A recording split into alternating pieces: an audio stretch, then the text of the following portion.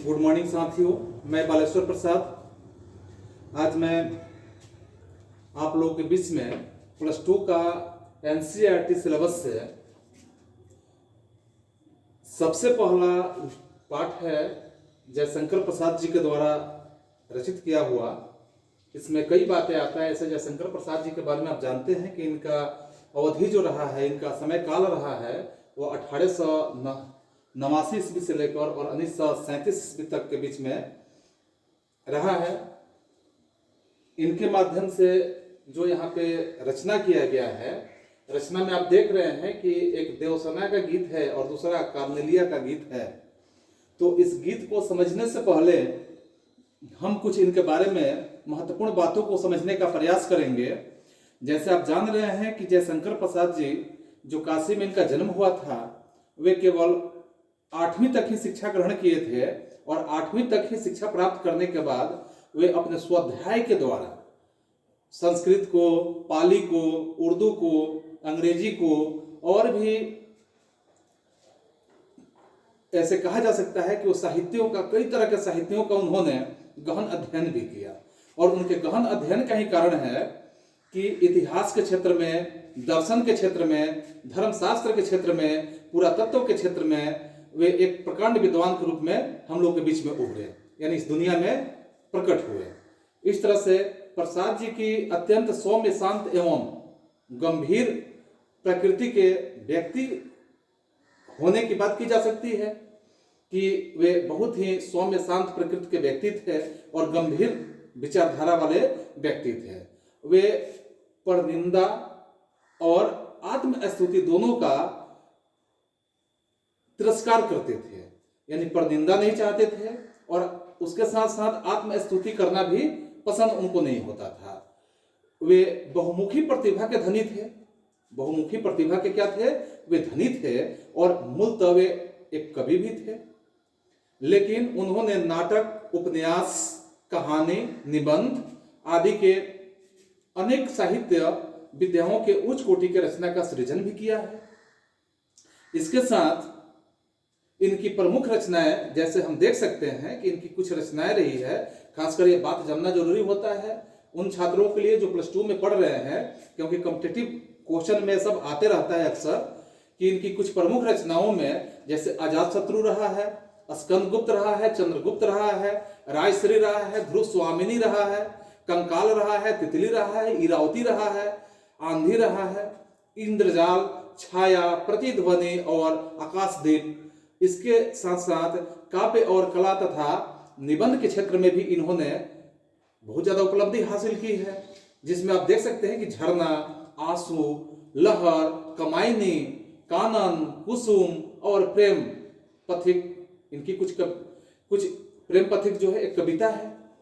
इस तरह की इनकी कुछ रचनाएं रही है। लेकिन हम बात करते हैं कि इस कविता के, इस गीत के, जो देवसेना के बारे में गीत गाया गया है, ये देवसेना आखिर में क्या है? देवसेना का यहाँ औचित्य क्यों लिया गया है? देवसेना का क्या मतलब है? तो सबसे पहले आप चंद लाइनों को हम लोग यहाँ देखेंगे कि इस छंद में जो दिया गया है, चंद लाइनों के माध्यम से हम समझेंगे पहले कि देवसेना का गीत स्कंदगुप्त नामक नाटक से लिया गया है। जैसे अभी मैंने जिक्र किया, स्कंदगुप्त लिखा हुआ यह जयशंकर प्रसाद जी का ही है। तो उसी नाटक से यह जो देवसेना का गीत है यह लिया गया है। और इस देवसेना के गीत में जैसे देवसेना मालवा के राजा बंधु वर्मा की बहन है। देवसेना जो है वो मालवा की राजा बंधु वर्मा की बहन है। हूणों का जब आक्रमण होता है तो हूणों के आक्रमण से आर्यवत संकट में है। आर्यवत पूरा क्या हो जाता है? हूणों के आक्रमण से संकट में आ जाता है। बंधु वर्मा सहित उस परिवार के सभी लोगों की वीरगति प्राप्त हो जाती है। और तो और बची हुई देवसेना भाई के सपनों को साकार करने के लिए राष्ट्र सेवा की व्रत लिए हुए है। जो भी देवसेना बची हुई है, वे अपने, यह देवसेना जो बची है, अपने भाई के जो स्वप्न है उस स्वप्न को साकार करने के लिए क्या किया है कि राष्ट्र सेवा करने के लिए एक तरह का व्रत लिए हुए हैं। जीवन में देवसेना को स्कंदगुप्त जो है कि चाह थी, किंतु स्कंदगुप्त मालवा के धनुकेश्वर की कन्या का स्वप्न देखते थे। जीवन के अंतिम मोड़ पर स्कंदगुप्त देवसेना को पाना चाहते थे और इस दशा में वो पाना चाहते हैं, लेकिन यहाँ बातें कुछ और होती है। किंतु देवसेना तब तक वृद्ध प्रणदत्त के साथ आश्रम में गाना गाकर भीख मांगती है और महादेवी की समाधि क्या करती है, महादेवी की जो समाधि है उसको परिष्कृत भी करती है। तो छात्रों, यहाँ पे देवसेना के द्वारा जो गाए गए गीत हैं, इस गीत में भी हम लोग यहाँ जिक्र करेंगे। इस जिक्र में क्या देखेंगे, तो इसमें बहुत तरह की बातें हैं, बहुत तरह की बातें हैं जिसमें इस गीत के माध्यम से हम समझेंगे भी और देखेंगे भी। लेकिन इसमें कुछ और भी बातें हैं, जैसे स्कंदगुप्त के अनुनय विनय जब होता है, स्कंदगुप्त उनसे अनुनय विनय करते हैं, आग्रह करते हैं। जब वह तैयार होती है तो स्कंदगुप्त जो है आजीवन कुंवारा रहने का व्रत ले लेता है। जब वो तैयार होती है तो स्कंदगुप्त क्या करता है कि आजीवन कुंवारा रहने का व्रत ले लेता है। इधर देवसेना कहती है कि हृदय की कोमल कल्पना सो जा, हृदय की कोमल कल्पना क्या हो जा, वो अपने गीतों के माध्यम से वर्णन करती है। जीवन में क्या होता है कि जीवन में जिसकी संभावना नहीं, जिसे द्वार पर आए हुए लौटा दिया था, उसके लिए पुकार मचाया क्या। तेरे लिए अच्छी बात है, आज जीवन के भावी सुख, आशा और आकांक्षा सबसे मैं विदा लेती हूँ, यह देवसेना का कहना है। और तब वह एक गीत गाती है, जो गीत यहाँ पे वर्णन किया गया है, जो स्कंदगुप्त नाटक से ही यह गीत लिया गया है। इस गीत में जैसे है कि आह, वेदना प्रकट किया जा रहा है बच्चों। आह वेदना मिली विदाई, मैंने भ्रमवश जीवन संचित, मधुकरियों की भीख लुटाई।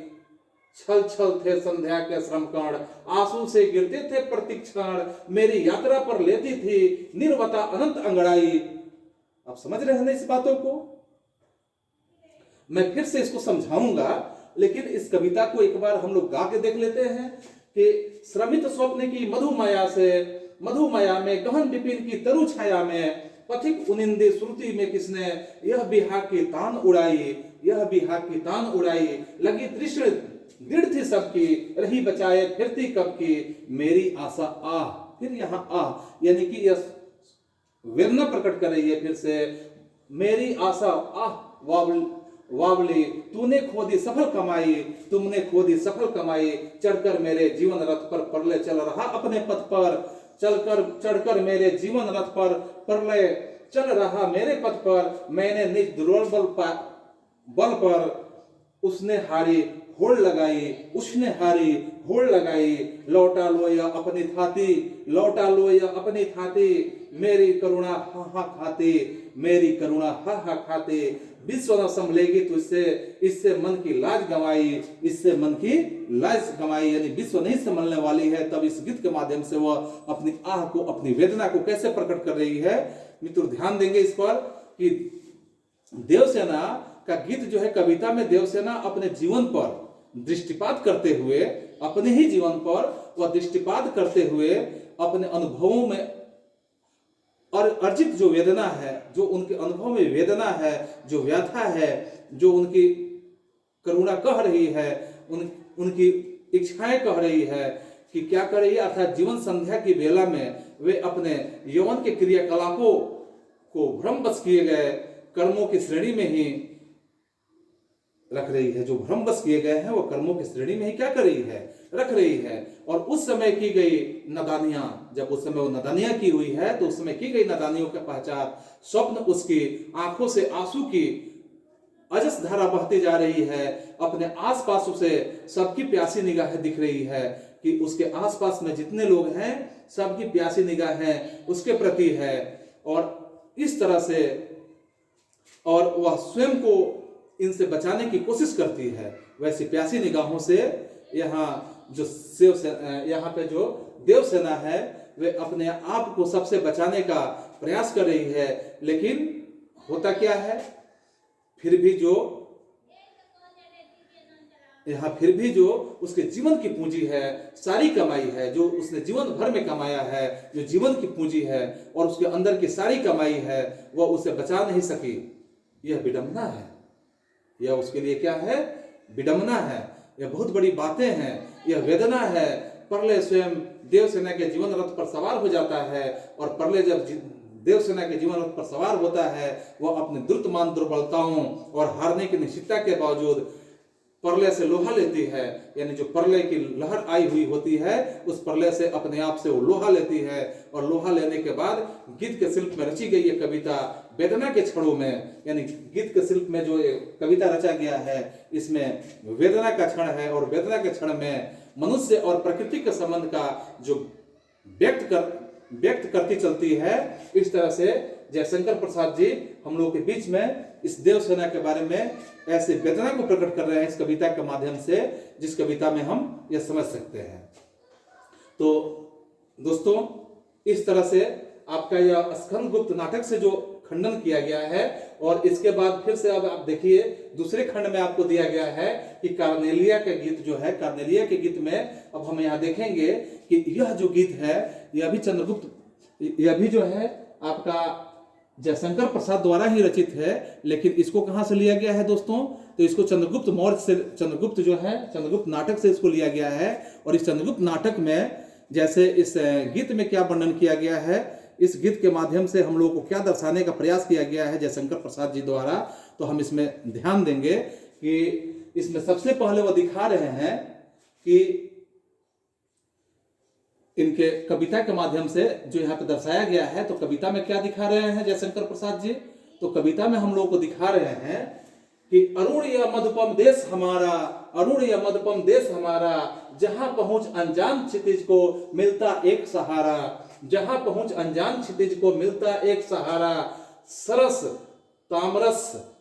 तामरस गर्भ विवाह पर नाच रही तरुशिखा मनोहर, सरस तामरस गर्भ विवाह पर नाच रही तरुशिखा मनोहर, छिटका जीवन हरियाली पर मंगल कुकुम सारा, छिटका जीवन हरियाली पर मंगल कुकुम सारा, लघु सूरधनु से पंख पसारे, शीतल मलय समीर सहारे, उड़ते खग जिस ओर मुंह किए समझ निज प्यारा, उड़ते खग जिस ओर मुंह किए समझ निज प्यारा, बरसाती आंखों के बादल बनते जहां भरे करुणा जल, लहरे टकराती अनंत की पाकर जहां किनारा, लहरे टकराती अनंत की पाकर जहां किनारा, हेम कुंभले उषा सवेरे भरती दुलकाती मुख मेरे, मंदिर ऊँघते रहते जब जग का रजनी भर तारा। यानी कि आप ये बातों को समझ रहे हैं, क्या समझ रहे हैं कि अभी जो यहाँ देवसेना का गीत लिया गया था वो स्कंदगुप्त से लिया गया था, लेकिन दूसरी बात यहाँ पे दी गई है कि यह चंद्रगुप्त नाटक से लिया गया है। और चंद्रगुप्त नाटक में कार्नेलिया कौन है, कार्नेलिया के बारे में हम जिक्र करेंगे कि कार्नेलिया आखिर में यह क्या वर्णन करना चाह रही है।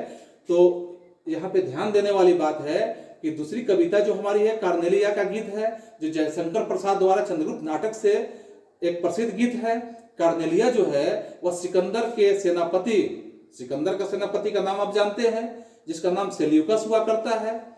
तो सिकंदर का सेनापति सेल्यूकस था, उसकी एक बेटी है। सिकंदर का सेनापति सेल्यूकस है और सेल्यूकस की एक बेटी है कार्नेलिया, समझ रहे हैं? तो उसी की बेटी कार्नेलिया है। और सिंधु नदी के किनारे जैसे है कि अरुण यह मधुपम देश हमारा, अरुण यह मधुपम देश हमारा, यह मधुपम देश अगर है तो यह देश किसका है? हमारा है। यह सुंदर सा देश अगर किसी का है तो यह हमारा है, जिसमें वह गीतों के माध्यम से वर्णन कर रही है कि सिंधु के किनारे ग्रीक शिविर के पास वृक्ष के नीचे बैठी हुई है। सिंधु के किनारे मनोहर तट पर, यानी कि वह सिंधु किनारे ग्रीक शिखर के पास क्या की है कि वृक्ष के नीचे बैठी हुई है, और कहती है कि सिंधु का यह मनोहर तट, अरुण यह मधुपम देश हमारा, यानी सिंधु का मनोहर तट जैसे मेरी आंखों के सामने एक नया चित्रपट उपस्थित कर रहा है। मेरे आंखों के सामने क्या उपस्थित कर रहा है? एक नया चित्रपट उपस्थित कर रहा है। इस वातावरण से, इस जहां पहुंच अनजान क्षितिज को मिलता एक सहारा, जहां के इस वातावरण से धीरे धीरे उड़ती हुई प्रशांत स्थिरता जो है जैसे कितना निसर्ग सुंदर है, कितना रमणीय है। हाँ, वह कितना रमणीय है, कितना सुंदर है। आज वह भारतीय संगीत का पाठ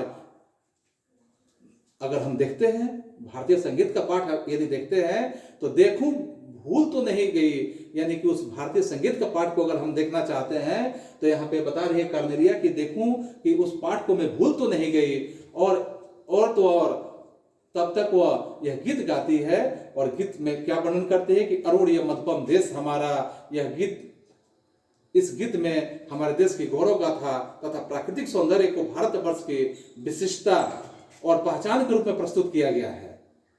भारत की जो विशिष्टता है और भारत की जो पहचान है, इस रूप में इसको प्रस्तुत किया गया है।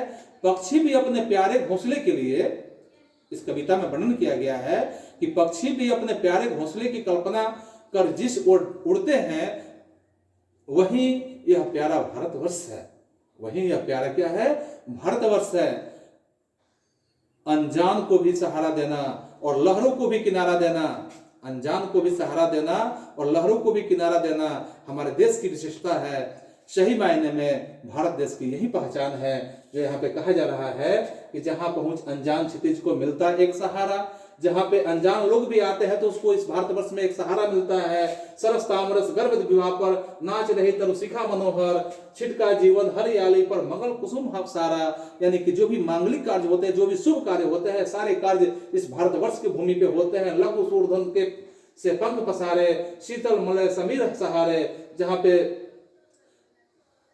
छोटे छोटे चिड़िया भी अपने पंख पसारे हुए हैं, शीतल मलय समीर सहारे। यहाँ हवाएं भी जो होती है, समीर भी जो है वह क्या है कि वह भी शीतल है, शीतल मलय है, यानी अमृत के सदृश है। उड़ते खग, जहाँ खग उड़ते हैं, चिड़िए उड़ते हैं, जिस ओर मुंह किए हुए हैं, समझ जिस निज प्यारा, समझो कि जिस तरफ उसके घोंसले हैं, जिस तरफ उसके घोंसले हैं, समझिए कि वह सबसे प्यारा है, वही भारतवर्ष हमारा है। इस तरह से बरसाती आंखों के बादल बनते जहां भरे करुणा जल, जहां पे बरसाते हुए आंखों के बादल जहां पे है, जहां पे करुणा का जल है, लहरें टकराती, जहां पे लहरें आकर टकराती है, अनंत की पाकर जहां किनारा मिल जाता है।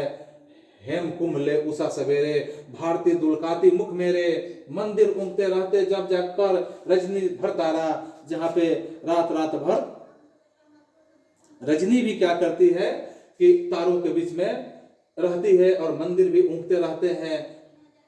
मंदिर भी यहाँ पे क्या होते हैं कि ऊँघते रहते जब जगकर रजनी भर तारा, यानी इस तरह से दोस्तों यह भारतवर्ष हमारा है और इसकी यही विशेषता है कि यहाँ सभी को सम्मान, सभी को इज्जत और सभी